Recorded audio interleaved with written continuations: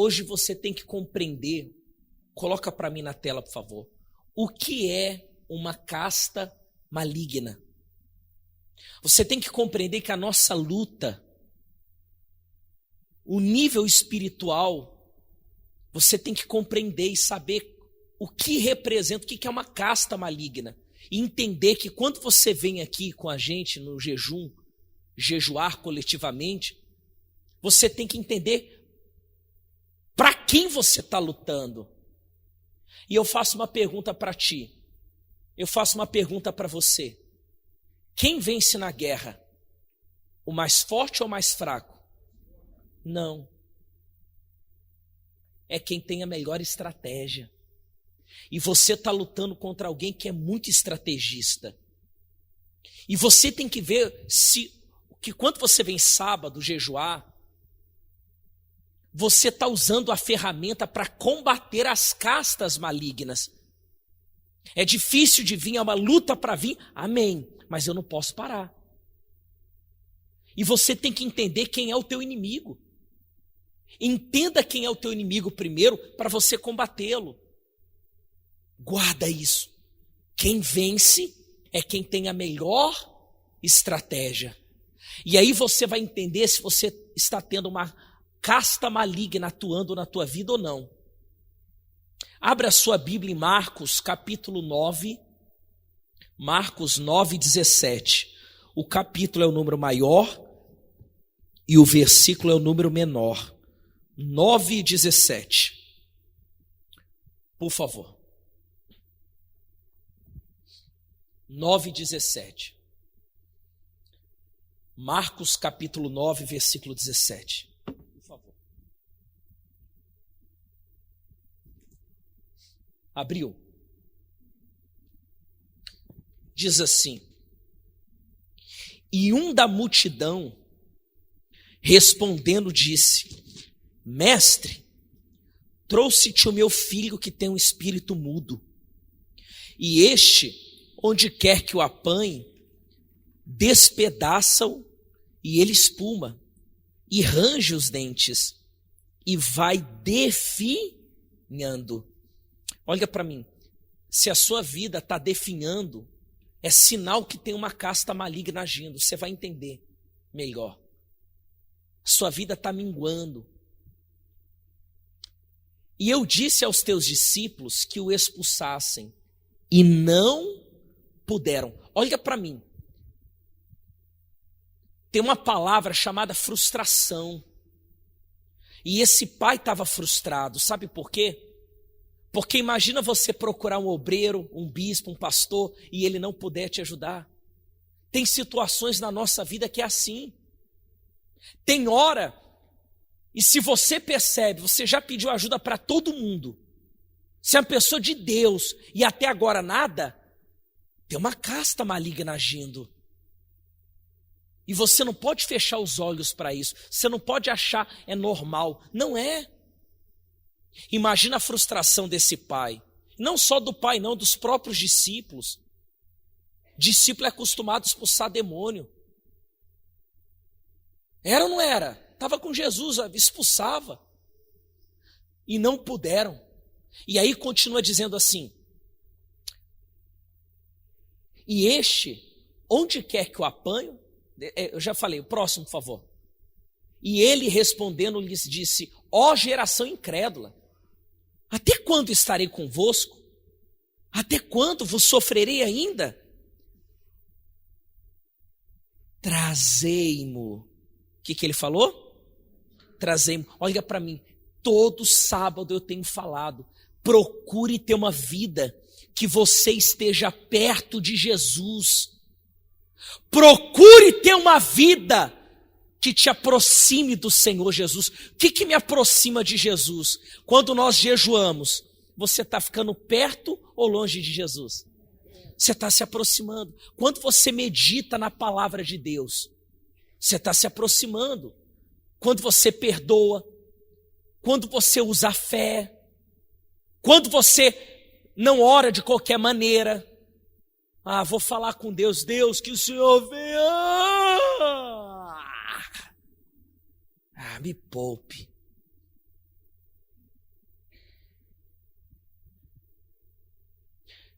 Fique perto de Jesus. Quanto mais perto do Senhor Jesus você está, quando você perdoa, você está se aproximando de Jesus. Quando você ora, quando você busca, você fica perto de Jesus. É diferente, você pode passar por lutas, é diferente. Que a sua vida te aproxime de Jesus e não te afaste. E estamos falando de pessoas que estavam longe de Jesus e também dos discípulos que estavam perto. E aí continua. E trouxeram-lhe. E quando ele o viu, logo o espírito o agitou com violência. E caindo endemoniado por terra, revolvia-se espumando. E perguntou ao pai dele: quanto tempo há que lhe sucede isso? E ele disse-lhe: desde a infância. Você quer saber se é uma casta maligna? Se o seu problema é muito antigo. Tem gente que está sofrendo, não é de agora não. Como ele, desde o nascimento. Se o problema está se arrastando, não é qualquer demônio que você está lutando. Assim como há uma hierarquia no céu, há uma hierarquia também no inferno. Por isso que você se depara de certos problemas, você resolve assim, ó. Mas tem outros que fica aquela resistência, a coisa não resolve, a coisa não anda, a coisa não desenvolve. Aí você passa a ter respostas de muitas coisas que você não estava tendo. Continua 22. E muitas vezes o tem lançado no fogo e na água. Tu sabes o que significa isso? Fogo e água. Sabe? Dois extremos. De um extremo a outro. Tem filho que está uma bênção, de repente vira a cabeça. Eu estava lembrando do bispo comentando, o bispo Casabian, que a filha dele foi e voltou na igreja 10 vezes. Hoje é esposa de pastor, hoje é de Deus. E olha só, era o que agindo? Era o quê? A menina está na igreja, de repente vira a cabeça e vai embora. É normal? É água e fogo. É extremo. Olha como que a castagem. Para o destruir. Mas se tu podes fazer alguma coisa, tem compaixão de nós. E ajuda-nos. E Jesus disse-lhe: se tu podes crer, tudo é possível ao que crê. Diga de novo: tudo é possível ao que crê. Fala alto aí. Tudo é possível àquele que crê. Jesus veio para dar um chacoalhão nele. Como Deus me trouxe aqui para te dar um chacoalhão na sua fé. Voltar a desenvolver essa ferramenta milenar que Jesus ensinou, que é o jejum coletivo. Por isso que aqui a sua fé tem que ser diferente. Se eu quero o impossível, a minha fé tem que ser diferenciada. A minha comunhão com Deus também. E olha que forte. Continua. E logo o pai do menino, clamando com lágrimas, disse: eu creio, Senhor, ajuda a minha incredulidade.